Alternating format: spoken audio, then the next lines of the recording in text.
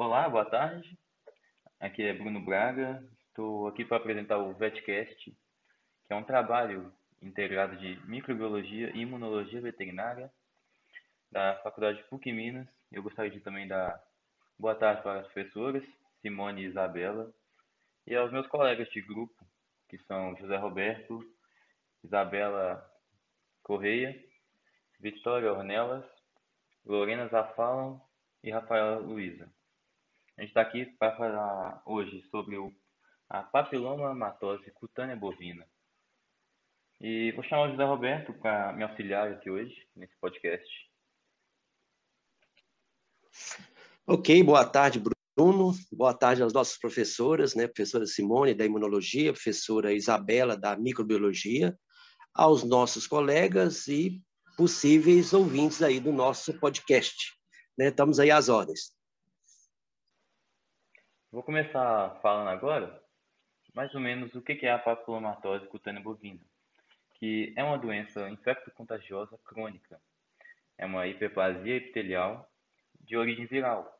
O papilomavírus, que é o causador dessa doença, vem da família dos Papillomaviridae, que é uma doença frequente na criação de bovinos, não só no Brasil, como em todo o mundo, e ela também não discrimina idade ou raça do animal. E é geralmente acometido em animais que estão com seu sistema imunológico fragilizado, seja porque são muito novos, ou então por estresse, más condições de ambiente e tudo mais. Aí, eu vou chamar meu colega José Roberto. A gente vai falar um pouco sobre a relevância desse estudo dessa doença para a medicina veterinária. Ok, Bruno. Falar um pouquinho, então, da doença é falar da causa, as consequências que ela causa no animal. Animais apresentam normalmente tumores, como característica dessa doença, alterações na pele, na mucosa, pelo fato de infectar células basais do epitélio. Indivíduos novos, que normalmente considerado imunossuprimido muitas das vezes, podem apresentar múltiplos papilomas, ocasionando perda de peso e retardo no próprio crescimento desses animais. Pode haver também, Bruno, complicações quando se tem papilomas muito grandes ou muitos aglomerados, em quantidades expressivas, podendo até mesmo levar à hemorragia causada por feridas mecânicas, infecções secundárias, normalmente são bactérias oportunistas, transtornos gerais tóxicos, e até mesmo sepsemia, experiências vivenciadas aí que a gente presencia aí nas fazendas, demonstram bastante evidência dessas infecções secundárias. Além disso, também existe a possibilidade do animal acometido por essa doença apresentar papilomas extensos no trato gastroentérico superior, causando dificuldade na sua alimentação, na respiração, podendo até mesmo levar esse animal a óbito. Os papilomas normalmente apresentam morfologias diferentes, às vezes micro, às vezes macro, por exemplo, podem ser planos, pedunculados ou semelhantes a grão de arroz. A gente deve ver depois a variedade das cepas causadoras desse papiloma ou dessa papilomatose, dessa doença, nas suas diversas variedades. Modificações de caráter proliferativo nas células do epitélio escamoso queratinizado, mais pele, e também não queratinizado, no caso das mucosas. Induz a neoplasias benignas, de natureza fibroepitelial, às vezes, normalmente ou usualmente, denominadas de verrugas, ok?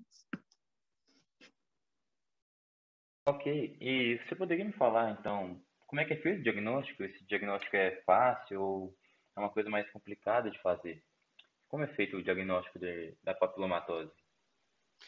O diagnóstico, normalmente, ele é até simples, porque ele pode ser feito a partir de uma avaliação clínica, né? A doença ela tem um aspecto bastante visual, porque como a incidência maior dela é na pele, né? Então é bastante visível, qualquer exame clínico é fácil identificar. Também tem os aspectos que podem ser observados da morfologia, né, ou da histopatologia, né, de você poder fazer essas avaliações, até mesmo um exame de PCR pode ser feito para confirmação do diagnóstico. Ah, sim, sim, entendi. Então é um diagnóstico bem simples, em comparação a outras doenças. Bem E quanto simples, a né, fácil. sim, enquanto a contrair essa doença, como é que o animal pode pegar ela? O animal se contamina, ou a disseminação dessa doença, ela ocorre por contato direto entre animais, um animal com o outro, por fomites, né? Ou também por vetores, exemplo aí, moscas. Na papilomatose peniana, por exemplo, quando inúmeros papilomas atingem o pênis desses reprodutores bovinos, interferindo aí no acasalamento e faz a disseminação do vírus para as vacas naturalmente cobertas, né? Ou até por outro touro, quando, por meio de vaginas artificiais, não rotineiramente desinfetadas, né, nas fazendas, quando se faz coletas de sêmen. O genoma do PPV ele é geneticamente ativo, né? E aí a gente chama atenção aqui, Bruno, para os cuidados sanitários hoje, né, nas fazendas brasileiras, às vezes ficam a desejar com relação a esse cuidado sanitário, né, que é uma pena. O pouco cuidado, por quê? Porque doenças dessa natureza, quando viróticas ou até bacterianas, né, são doenças que a contaminação se faz com muita facilidade quando os cuidados sanitários não são devidamente cumpridos ou respeitados nas fazendas.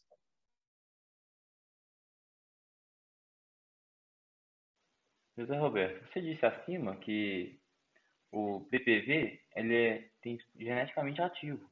Como se dá isso? Como seria um vírus geneticamente ativo? Sim, Bruno.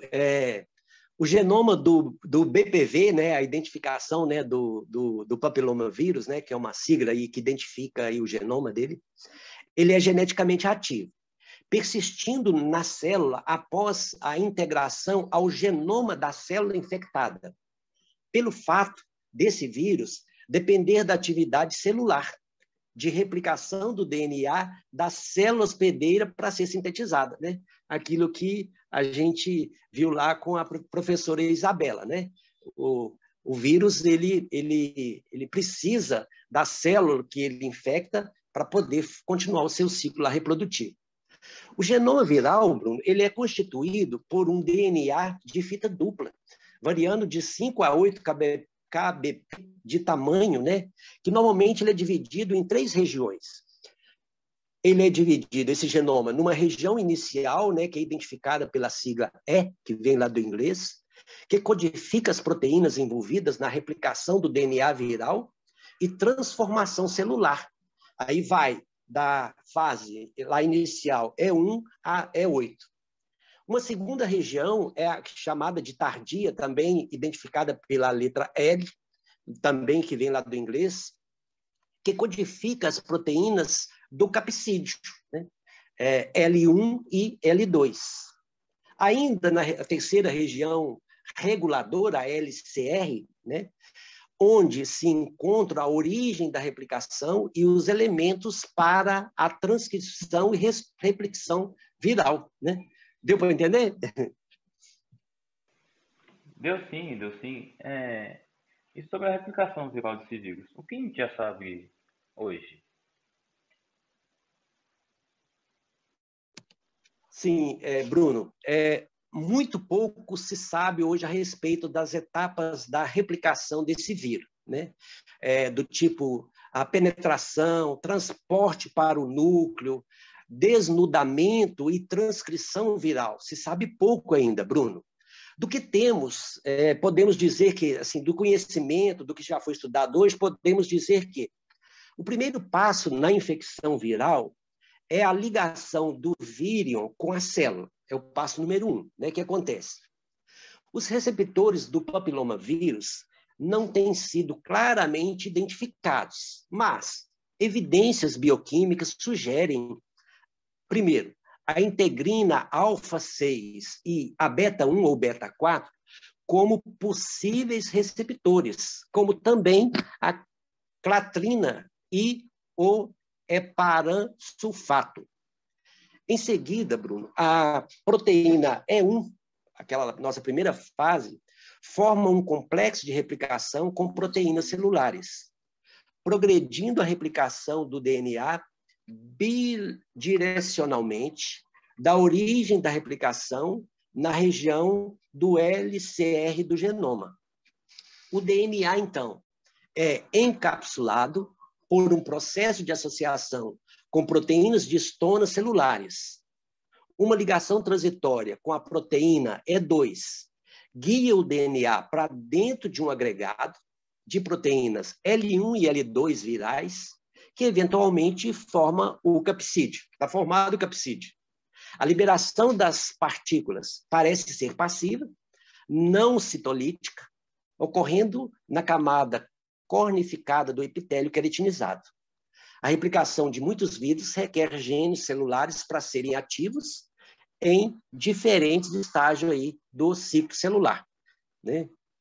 Não sei se ficou confuso. Não, entendi.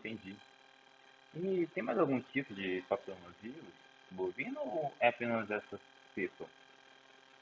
Então, respondendo a pergunta, né, o grande desafio hoje da ciência e da humanidade, pensando em produção animal, são a mutação desses vírus hoje no dia a dia da nossa vida, né? O papilomavírus bovino hoje, já existe 6 diferentes tipos de papilomas vírus hoje já identificados. Então, eles são identificados como BPV1, BPV2, BPV3, 4, 5 e 6, de ocorrência em locais anatomicamente distintos, ocasionando lesões superficiais. São subdivididos em 2 grupos, de acordo com o peso molecular do DNA dos tipos virais e pela reação de DNA homólogos em experiências hoje já hibridização cruzadas. No subgrupo A, enquadram-se o BPV1, 2 e o 5, onde cada um possui peso molecular genômico de 7,9 kbp, né, de tamanho, e compartilham sequências homólogas de nucleotídeos. Acredita-se que o BPV1 e o BPV2 são os responsáveis pela formação de fibropapilomas, enquanto o BPV5 tem sido associado com lesões epiteliais de pele sem componentes fibrosos, né? Em contrapartida, no subgrupo B, encontram-se o BPV3, BPV4 e o BPV6, Bruno. Cada tipo possui peso molecular do genoma de 7,2 kbp de tamanho e compartilham sequências homólogas de DNA. Esses tipos esses tipos virais, Bruno, eles induzem a lesões epiteliais e cutâneas sem proliferação fibroblástica, né? O BPV3 e o BPV6, né, normalmente, ele tem sido isolado somente de lesões epiteliais na pele, enquanto o BPV4 é específico do canal alimentar, né, mucosas. Os papilomas vírus, eles podem também ser classificados, né, além desses 2 subgrupos, né, podem ser classificados além desses 2 subgrupos que nós falamos, em 3 grupos, de acordo com o tropismo tecidual, né, e quanto ao caráter histológico dessas lesões. Então, eu tenho um grupo 1, que é o 3 e o BPV6, induz a neoplasias cutâneas. O grupo 2, que é o BPV4, induz a hiperplasia de epitélio escamoso não estratificado. O grupo 3, que é o BPV1, BPV2 e o BPV5, induz a fibropapiloma cutâneo. Basicamente, esse é o agrupamento deles, Bruno. Sim, então não é apenas um vírus. Esse vírus tem mais de uma função. Uma função não, mais de uma origem. E a gente poderia falar resumidamente um pouquinho sobre cada um? Você poderia me explicar um pouco? Ok, podemos sim, Bruno. Então, vamos assim, rapidinho, para a gente ter essa ideia, né, até para quem estiver nos ouvindo, que tem esse problema nas fazendas, saber mais ou menos identificar, então, a cepa que mais está atingindo ali o seu rebanho. Então, começando pelo BPV1, que é aquele tipo 1 lá. Tem predileção pelo bico das tetas das vacas, lá das mamas, e glande peniana, mucosas, né? Olha para você ver. É uma das principais predileções dessa cepa. Em amostras de ovários, úteros, oócitos, células de cúmulos, né, obtidas de bovinos, que não manifestava papilomatose cutânea, também foi encontrado o BPV1, né? Assim como amostras de verrugas de placenta, líquido amniótico, né? Todos esses que foram avaliados, né, foram constatados resultados positivos de BPV1. Esse tipo, de uma maneira geral, ele causa um fibropapiloma cutâneo que se apresenta sob uma forma plana, afetando o gado em média até 2 anos de idade, né? E geralmente ele tem uma regressão quase que espontaneamente. O BPV2, que é o tipo 2, ele é o mais comum hoje dentro da realidade brasileira. A forma de apresentação dele é pedunculada, né?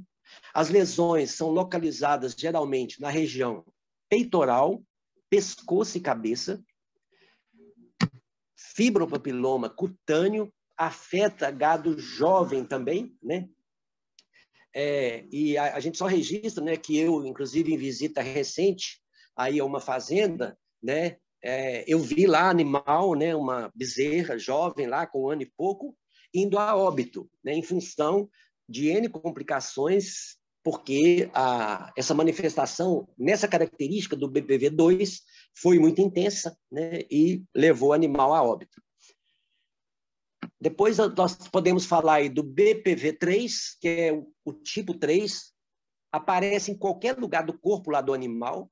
Geralmente, o tumor não regride, costuma ser sésseis, né, aquela forma dele lá, circulares, pequenos, planos, recobrem uma grande área, né? Tipicamente, possui projeções nas suas superfícies, né?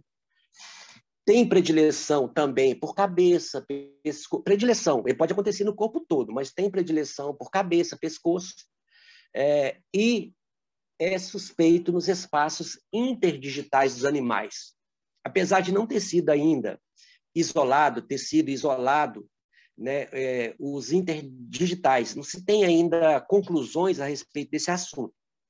Mas, por essa razão, alguns autores, né, que a gente andou pesquisando, especulam que as verrugas interdigitais elas podem ser causadas por uma nova cepa do BPV, né? Mas, por enquanto, isso não está ainda provado, Bruno. Né? Além disso, o BPV3 ele parece ser responsável pelo carcinoma das células escamosas ocular de bovinos. O 4 causa verruga pedunculada no trato gastrointestinal e as lesões associadas ao BPV4 foram descritas em animais lá na Escócia em 78, né? Eventos raros são descritos com lesões cutâneas, podendo também estar presente, né, em oócitos, células de cúmulos, né, atuando lá a nível de aparelho reprodutor lá feminino, né?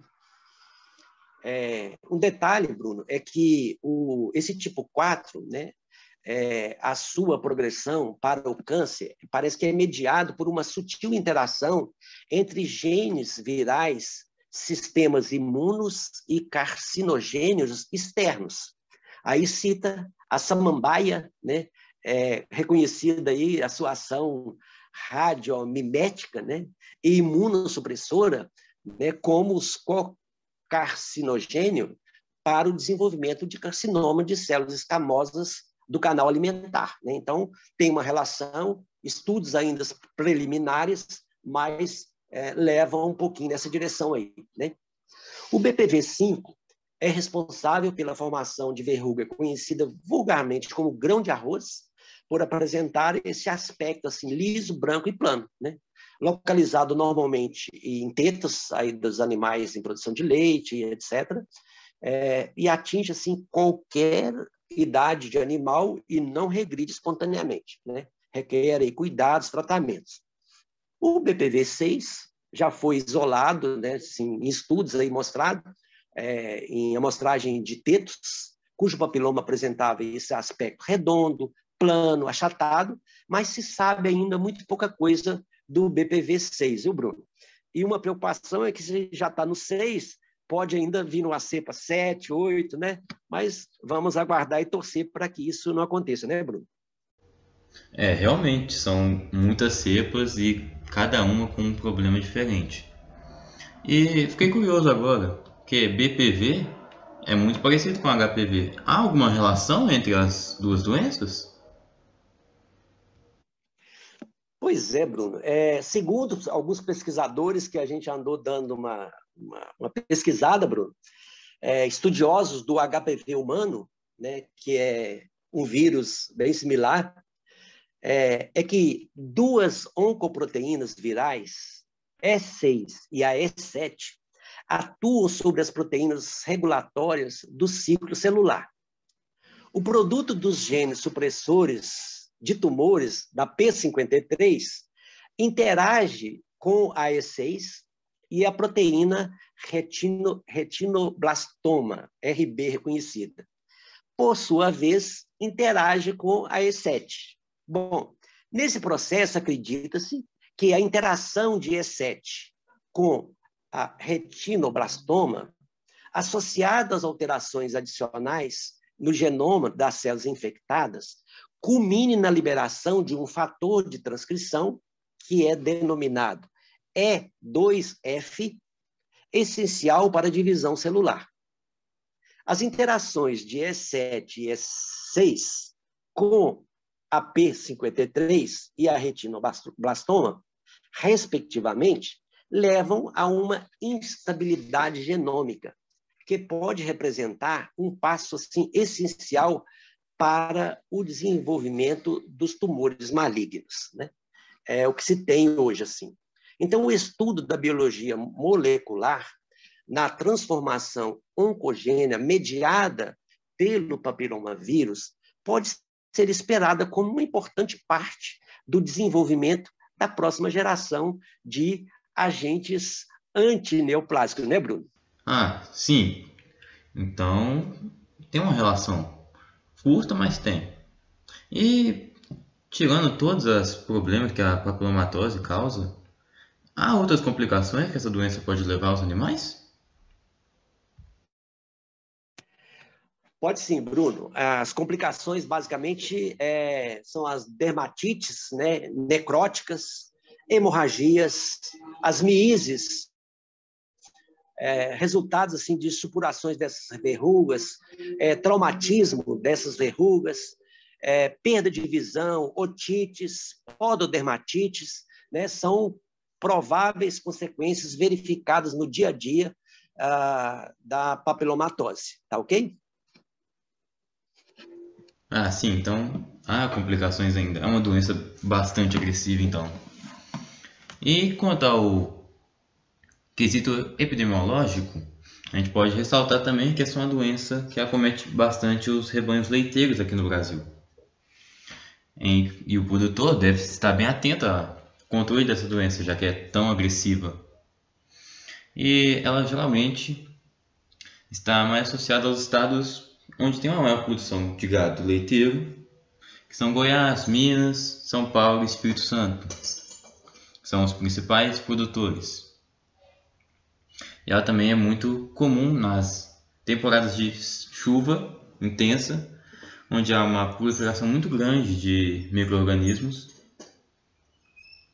E também uma incidência maior também em períodos de muita seca, principalmente pela escassez de nutrientes para o pasto, o que vai diminuir o sistema imunológico, fragilizar o sistema imunológico dos animais. E eu gostaria que o José Roberto me explicasse a transmissão dela mais a fundo um pouco. Você poderia, José?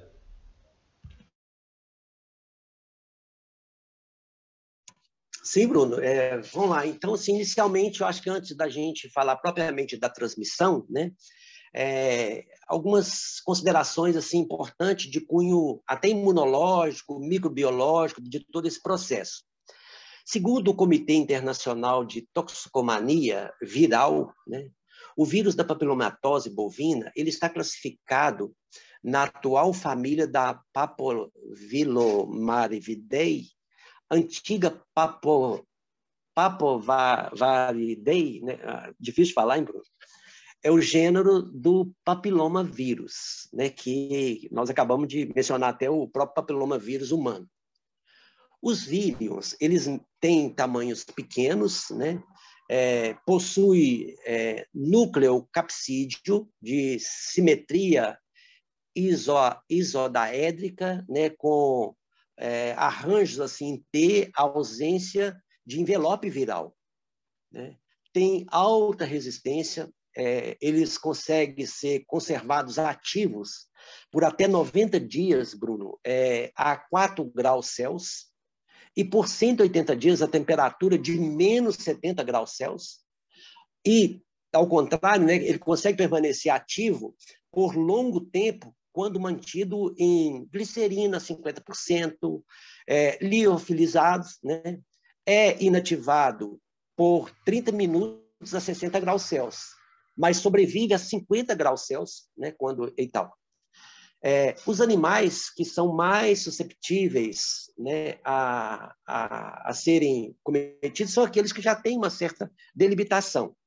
Se estão debilitados, sistema imunológico baixos, seu mecanismo de defesa, então o vírus ele tem facilidade para chegar e fazer as dominações, né? Outras possibilidades grandes nas contaminações, Bruno, que nós já falamos até lá atrás, é a questão sanitária, dos cuidados sanitários da fazenda. Então, utilização de utensílios contaminados, né, marcação, castração, palpação retal, né, vacinação do gado, que não faz troca de agulha, então você consegue estar passando o vírus de um animal para o outro através de uma agulha contaminada, né, coxo, né, locais onde eles podem encostar, a barbela, por exemplo, né? O gado zebu, por exemplo, tem muita barbela, a contaminação pode estar acontecendo nos coxos onde vai se encostando, né? E a transmissão sexual, como nós falamos, quando acontece o papilomas, aquele peniano, tá ok? Ok, entendi. E a gente está falando há muito tempo já sobre o que o papilomavírus causa, quais são as consequências. E eu gostaria também de falar um pouco sobre o tratamento, até mesmo para poder ajudar os possíveis ouvintes que têm uma fazenda e estão sofrendo com surtos de papilomatose. Perfeito. Existem vários tratamentos. A efetividade, às vezes, não é tão presente, mas existe vários tratamentos. Como, por exemplo, homeopatias, a fitoterapia, o pincelamento dos papilomas, né, com tinturas de iodo, o ácido acético glacial, retiradas cirúrgicas desses papilomas e o óleo de ríceo, né? São basicamente assim os principais mecanismos hoje de controle que tem acessível aí nas fazendas hoje brasileiras. Você me explicou sobre os tratamentos e quais são os benefícios dos tratamentos em geral? Bruno, os tratamentos alternativos, assim chamados, como fitoterapia, homeopatia, são métodos assim bastante inovadores hoje dentro da realidade brasileira, inclusive no mundo da produção animal. Os efeitos colaterais são mínimos, sem contar que é mais barato e pode oferecer, às vezes, soluções até eficazes. É importante ressaltar que, em um tratamento menos químico e menos nocivo à saúde, pode ser mais interessante. Ele atua como uma espécie de princípios ativos que coexistem com uma espécie de outras substâncias presentes nas plantas, né? São substâncias essas responsáveis pelo efeito terapêutico, redução de efeitos colaterais, quando comparados com as medicações convencionais, né? Aí eu falaria, Bruno, desses tratamentos, a importância das vacinas autógenas, né? Tem também não autógenas, indicadas tanto como tratamento profilático quanto até curativo dessas doenças. São métodos, né, que consiste em coletar sangue na veia, aplicar no músculo, retirar verrugas, processo cirúrgico, arranca, cauteriza. Aí vou falar até de uma experiência vivenciada que eu presenciei, mas assim, faz-se um processinho cirúrgico lá, corta a verruga, sangra, tá? Ela, como é um tumor, ele deve estar sendo nutrido ali, né, pela circulação ali da pele do animal. Normalmente há um sangramento bastante intenso. Cauteriza, eu vi cauterizar até com sal de cozinha, o NaHCl, né? Ou o iodo. Mas o grande risco disso é que, se você está com o animal no tronco, é provável que o sangue vaza, suja. Então, se não houver uma asepsia bacana do local, você vai acabar contribuindo com contaminação. Ok, Bruno? Ok, é muito interessante isso que você disse.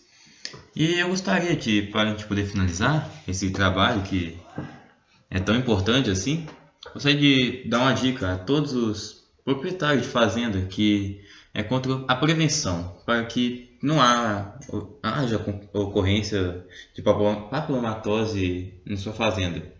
Entre as prevenções, a gente pode colocar como nunca comprar ou aceitar animais com a papilomatose, já que não há uma vigilância muito rigorosa contra isso, sendo que é permitido, não tem problema nenhum legalmente. E sempre que achar um animal, isolá-lo e tratá-lo imediatamente, nunca deixar para mais tarde, porque é uma doença que é altamente contagiosa, passa de um animal para o outro de maneira muito rápida. E também priorizar o saneamento, já que é uma coisa que está bem precária no Brasil hoje. Você gostaria de acrescentar mais alguma coisa, José Roberto?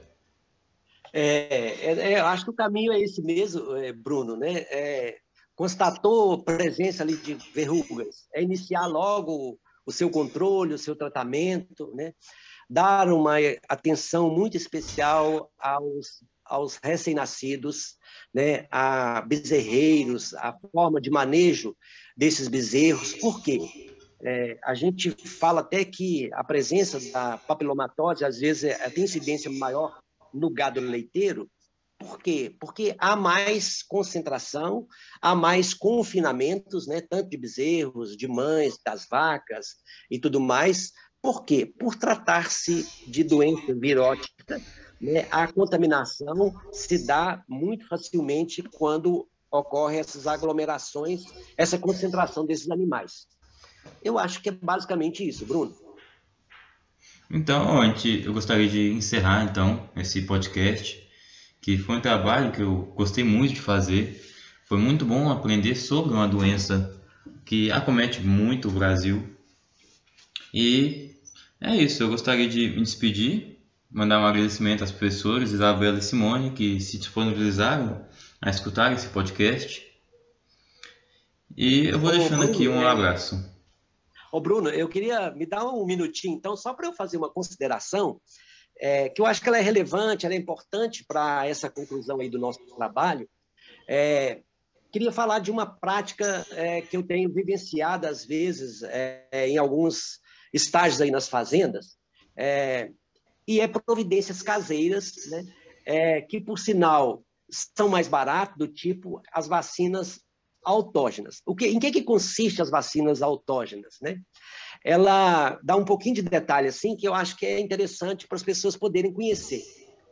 A vacina autógena, ela consiste em recolher verrugas desses animais que já estão doentes, né? De preferência, naquele lote ali que eu quero fazer o meu tratamento. Levo essa amostra que eu consegui recolher, a quantidade que for dessas verrugas, para um laboratório. faça aquela limpeza básica daquelas impurezas, pelos e etc. O que sobrou limpo, higienizado ali, faz uma trituração desse material, acrescenta-se uma solução salina hipersaturada. Depois de batido isso, de triturado, coa esse material, né? Faz essa filtragem.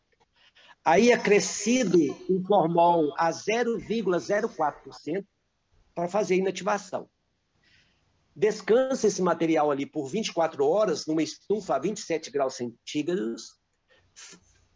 Preferencialmente, deve-se fazer uma prova bacteriológica e micológica daquele material para você evitar fazer outra contaminação.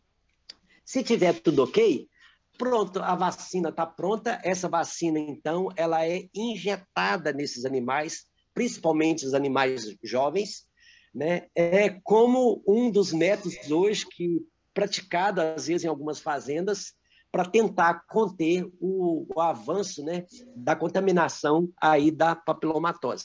Ok, Bruno? Ok, ó, imagina só se eu deixo essa consideração tão relevante de fora do podcast. Me desculpe Bacana, aí, né? mas eu gostaria de agradecer Bacana. novamente. E essa consideração, que foi muito relevante, é uma dica muito grande a todos os fazendeiros e médicos veterinários que planejam seguir a área com os bovinos.